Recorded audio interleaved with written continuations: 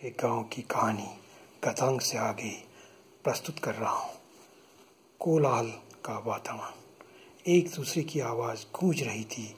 हुस्की पीते हुए पुलिस वाला प्रधान जी को इशारा करते हुए बोला, तुम कैसे प्रधान हो? इससे क्या होगा? यहाँ के गांव में बनी हुई कच्ची लाओ। इस हुस्की की एक बोतल से हमको ठग रहे हो क्या? परसों थाने में क्या कह कर आए थे तुम? यह सुनकर प्रधान जी तुरंत 2 बोतल कच्ची लेकर आए। सिपाही ने सबके गिलास में डाला और शेष सब स्वयं पी गया। उसकी आंखें लालिमा को धारण कर रही थी। वह उठकर नाचने लगा। सभी ताल में ताल मिलाने लगे। इतने में पटवारी जी भी नाचने लगे। नायब तहसीलदार ने कहा, प्रधान जी, आपको मालूम है ऊपर कहीं भूस्खलन से गांव में नुकसान हुआ है? नहीं साहब, हमको मालूम नहीं है। कुछ हुआ होता तो हमको पता चल जाता। प्रधान जी, पड़ोसियों को बुलाओ, पूछताछ के लिए आए हैं हम लोग। प्रधान तुरंत पड़ोसियों को बुलाता है। नायब तहसीलदार पूछता है, तुम लोगों को पता है यहाँ कहीं आगे पहाड़ टूटा है?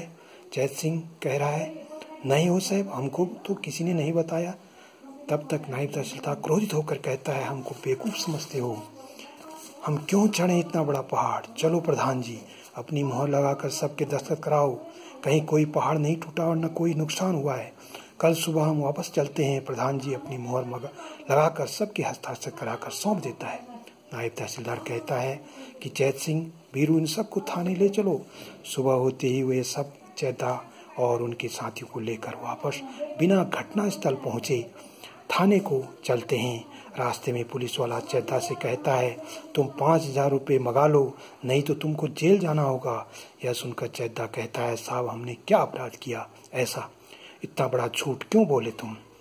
वापस लौट रही थी। रास्ते में अमर उजाला, दैनिक जागरण और ईटीवी के पत्रकार घटनास्थल को जाते हुए मिले।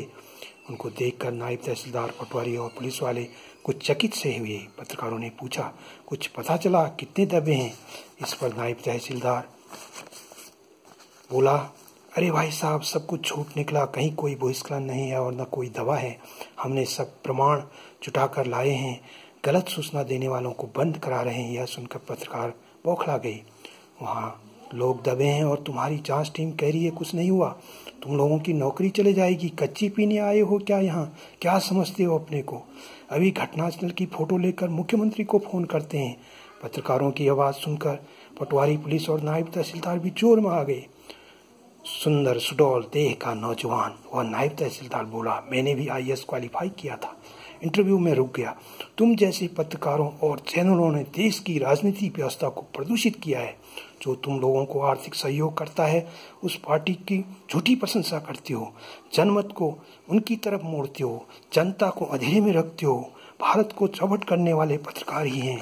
इतने में एक पत्रकार नायब तहसीलदार के सामने उंगली उठाकर बोलने लगा, आ गया तुम्हारा समय सस्पेंड होने का। सब पत्रकार एक से नहीं होते हैं। ईमानदार और सच्चे पत्रकार भी इस देश में हैं।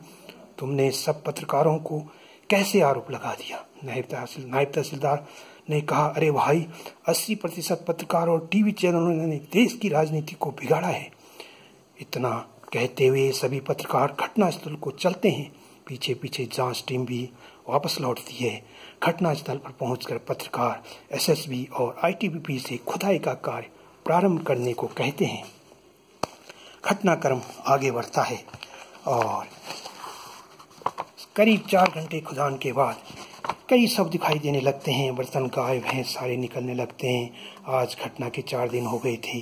तबाही का परिदृश्य डरावना हो गया था। लाशों के ढेर लगने लगे। सभी पत्रकार फोटो लेकर बाजार को दौड़े। दूसरे दिन समाचार पत्रों और ETV की खबर सुनकर उत्तराखंड हिलने लगा। मुख्यमंत्री, सभी मंत्रीगण, आपदा प्रबंधन की टीम हेलीकॉप्टर से घटनास्थल पहुंचे। सभी उच्च अधिकारी और सभी दलों के नेताओं की भीड़ जमा हो गई। जांच टीम और उच्च अधिकारी को तत्काल प्रभाव से निलंबित कर दिया गया। कई विघटनकारी तत्व जेवर खोलकर रात में ले गए। दिल्ली से कुमाऊं गढ़वाल के राष्ट्रीय नेता दौरा करते हुए दिखाई दिए। कई राहत टीम बनाई गई। राशन, कपड़े, खाद्य सामग्री भेजी गई। आकाश में वायुयान दिखाई देने लगे। सैकड़ों शवों को निकाला गया। चारों ओर दुर्गंध फैल रही थी। जैत सिंह, बीरू और रत्ना बुआ की सूचना साकार हो रही थी। समस्त अधिकारी, मंत्रीगण और कार्यकर्ता वहां पहुंचे हुए थे। जैत सिंह के गांव की ओर इशारा करते हुए DM ने जानना चाहा, क्या यही गांव है जैत सिंह का? मंत्री जी ने चैत सिंह की पीठ थपथपाई। चैतदा उस दिन को याद करता हुआ अपनी दयनीय आंखों से सबको देख रहा था। उसकी आंखों में उस प्राकृतिक आपदा का द्वंद्व छाया हुआ था। उसे उस दिन पुलिस के डंडे याद आ रहे थे जब उसने गांव की तबाही की सूचना दी थी। लोगों को राहत देने का कार्य विलंब से प्रारंभ हुआ, जिस कारण जनता नाराज दिखाई दे रही थी। इस घटना के बाद कई सवाल उभरते गए।